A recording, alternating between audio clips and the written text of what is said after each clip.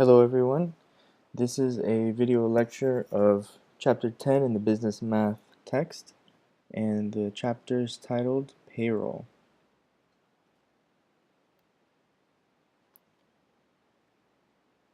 A couple of learning outcomes for section 10-1. Find the gross pay per paycheck based on salary. Find the gross pay per weekly paycheck based on hourly wage. Find the gross pay per paycheck based on piecework wage, and find the gross pay per paycheck based on commission. Find your gross pay per paycheck based on salary, pay periods. Weekly, once a week or 52 times per year. If you get paid bi-weekly, it's every 2 weeks or 26 times per year. If you get paid semi-monthly, that's twice a month or 24 times a year. Note the difference between semi-monthly and bi-weekly, not the same thing, almost the same. Monthly is once a month or 12 times a year. To find the gross earnings per pay period, suppose Nicole earns $36,000 a year and is paid on a weekly basis. What's her gross pay per week?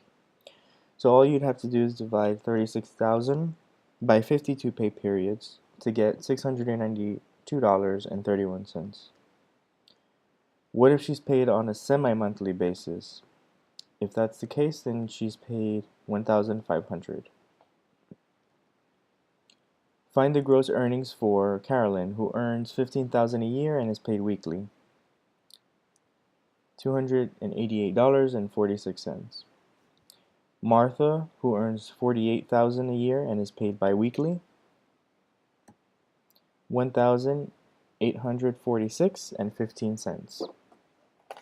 And Bill, who earns $35,000 a year and is paid semi-monthly. $1,458.33. Key terms: gross earnings or gross pay, which is the amount earned before deductions.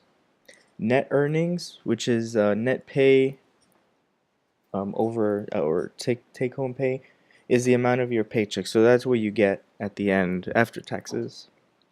The hourly rate or hourly wage is the amount of pay per hour worked based on a standard 40-hour work week. Hourly rate or hourly wage, the amount of pay per, okay, so it's the same thing.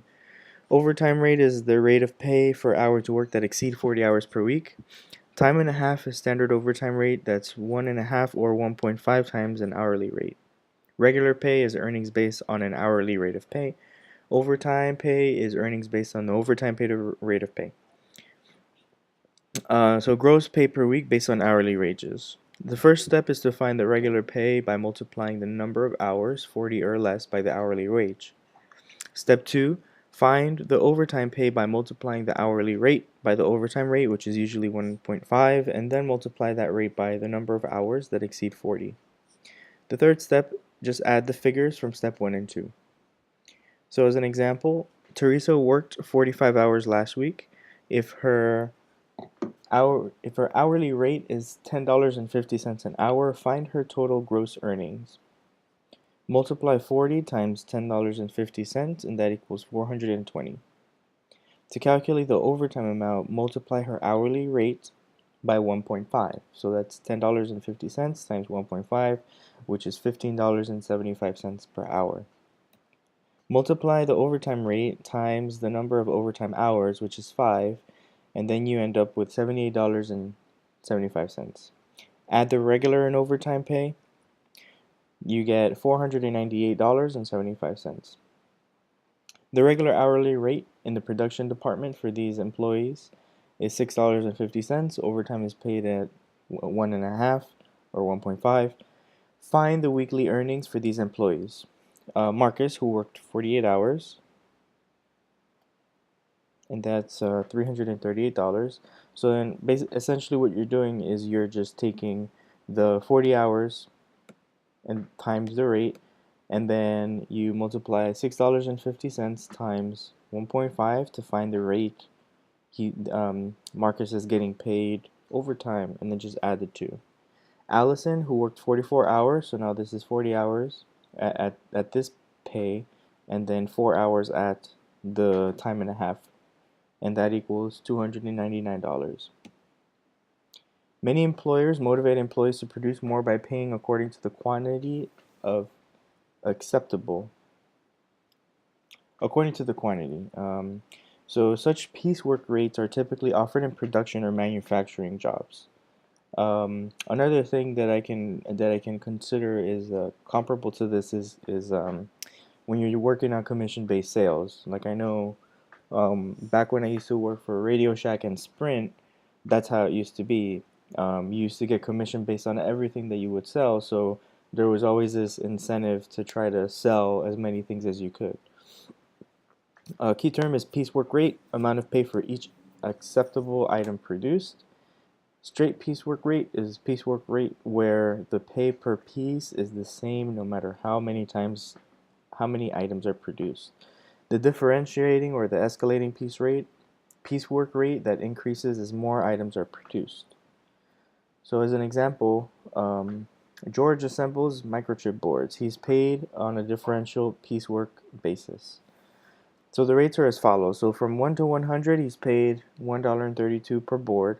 For 101 to 300, he's paid $1.42 per board, and for 301 and over, he's paid $1.58 per board. So if he assembles 317 boards, how much will he earn?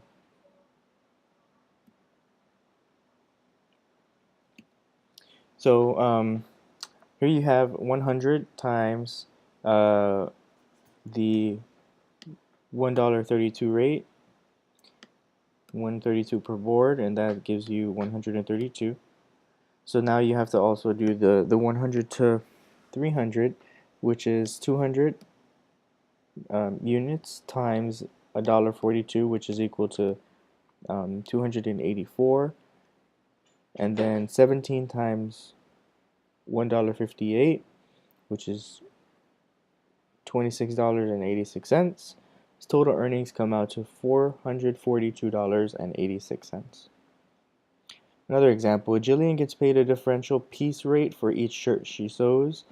Consult the chart and evaluate her weekly earnings if she sewed 352 shirts last week. So it's similar to the previous example using the per piece rate here.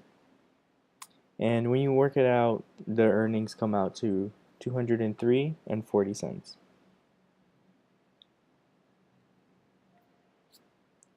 Gross pay per paycheck based on commission. Many salespeople earn a commission or a percentage based on sales. Commission are earning based on sales, as mentioned from the previous slide. Straight commission is entire pay based on sales.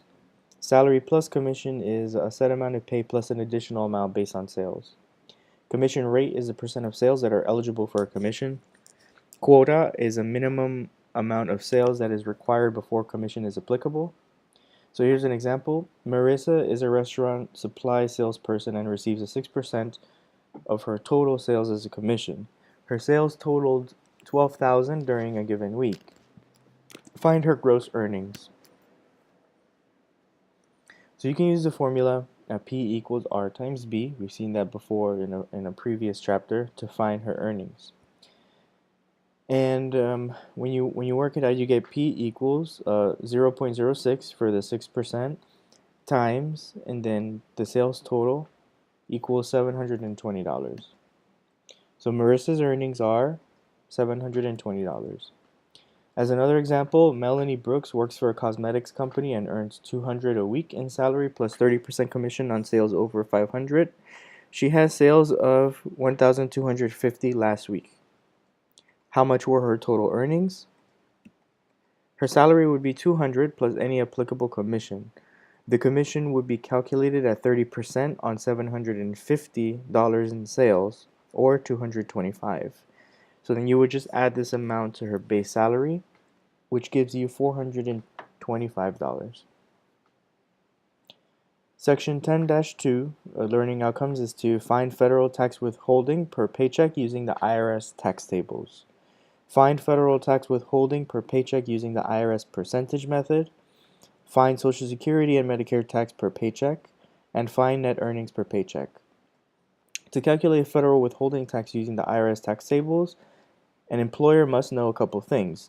The employee's filing status, so whether or not you're single, married, or head of household, the number of withholding allowances the employee claims, the type of pay period, and the employee's adjusted gross income.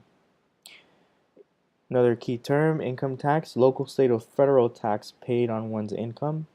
Federal tax withholding is the required amount to be withheld from a person's pay to be paid to the federal government. So your employer pulls taxes out of your check, and then at the end of the year or throughout the year, they'll give their cut to Uncle Sam. Tax filing status based on whether the employee is married, single, or head of household determines the tax rate. The W-4 form is a required form to be held by the employer for determining the amount of federal tax to be withheld. Adjusted gross income, or AGI. Allowable adjustments to the gross income, such as qualifying IRAs, retirement accounts, tax-sheltered annuities, 401ks, or employee-sponsored childcare or medical plans. Tax-free or tax-deferred benefits? That's the question. So as an example, using tax tables in your text, which you can find on page 353 through 354, find the amount of tax to be withheld for the following employees. So let's say we have LaShonda, single, paid semi-monthly, claiming one allowance and earning $1,700 per pay period. And LaShonda's withholding comes to be $192 if you follow along with the pages in the text. Ricardo, married, paid weekly, claiming 4 allowances and earning $585 per pay period, has a withholding of $4. Find federal tax withholding per paycheck using the IRS percentage method. So instead of using tax tables, many companies calculate federal tax withholding using tax rates. The employer deducts a tax-exempt amount based on the number of withholding allowances the employee claims. The resulting amount is called the percentage method income. Find the exempt per allowance amount from the withholding allowance table, identifying the amount exempt for one withholding allowance according to the type of pay period. Multiply the number of withholding allowances claimed by the amount found in the previous step. Subtract the exempt amount from the employee's adjusted gross income, or AGI, for the pay period. So as an example, I know this was a mouthful in the last couple slides, but here's an example to kind of bring some perspective. Dolly Calloway's bi-weekly gross earnings are $3,150. She's single, has no adjustments to income, and claims 2 withholding allowances on her W-4 form. So here you have a breakdown of the payroll period and 1 withholding allowance, right? Find the payroll period using figure 10-4 at the right and multiply the withholding allowance by 2. So bi-weekly you have $146.15 times 2, which is $292.30.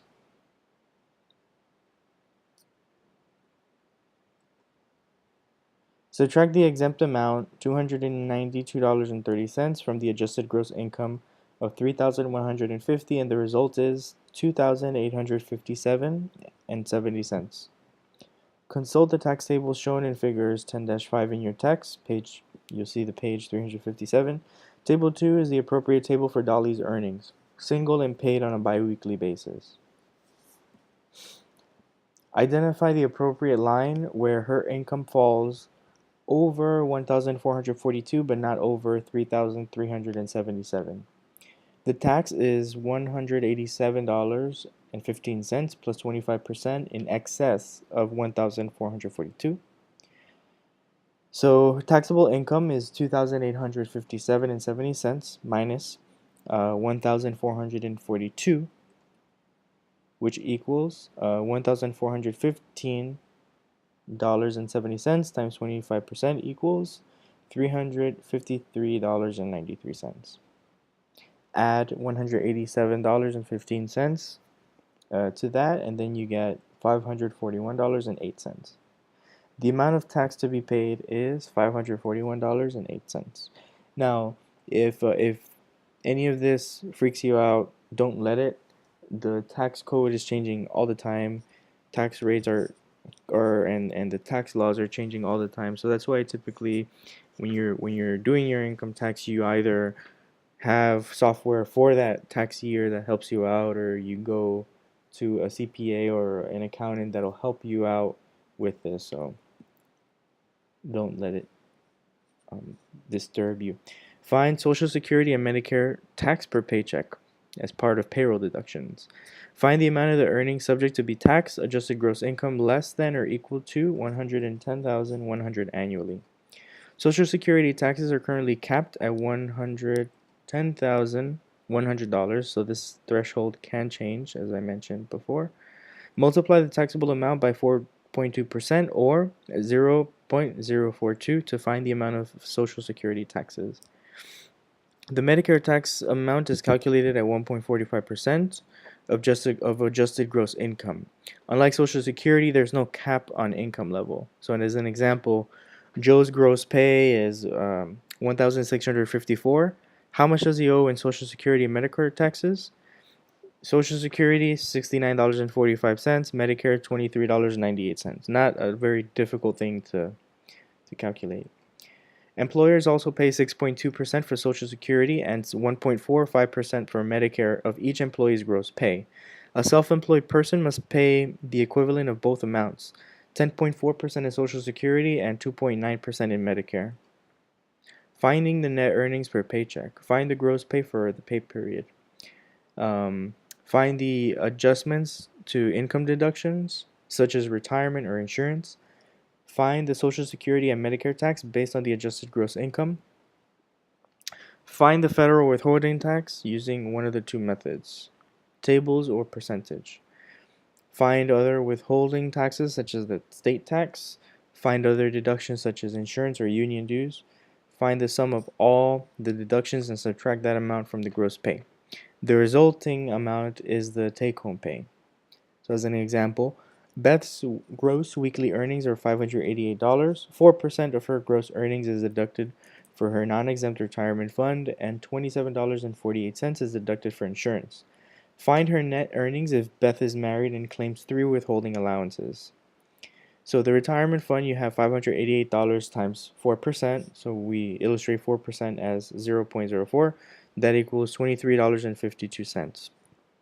Withholding tax from the figure 10-3 in the text, $11. Social Security, 588 times 4.2% or 0.042 is $24.70. Medicare, 1.45%. So then you take the 588 times 0.0145, which is $8.53. Insurance, $27.48. And total deductions are $95.23. So the net earnings, when you take the total deductions and you subtract that from the net earnings, you get a net check of $492.77. Learning outcomes for Section 10-3. Find an employer's total deposit for withhold tax, Social Security tax, Medicare tax per pay period. Find an employer's SUTA and FUTA tax due for a quarter. Find the total of withholding tax for all employees for the pay period. Find Social Security tax and Medicare tax for all employees for the period. Multiply by 2, that's a typo. Multiply by 2 to include the employer's portion. Add the Social Security, Medicare, and withholding tax amounts for the total amount. So here we have a different an example with different employees, gross earnings, withholdings, Social Security, Medicare, and then the net earnings. So then if you'd like, you can this is a pretty good chart to use, whereby you can calculate the tax withholding, the Social Security, and the Medicare with the given percentage in the previous slides, and see if you can come up with the net earnings. It'd be a good idea to give it a shot, since you may see this very much in the homework assignments for this module.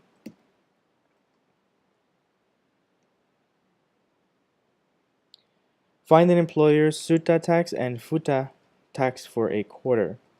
So the FUTA is the Federal Unemployment Tax Act, and the SUTA is the State Unemployment Tax, which are paid quarterly entirely by the employer. They don't affect the employee's paycheck, so this falls on the responsibility of the employer to pay.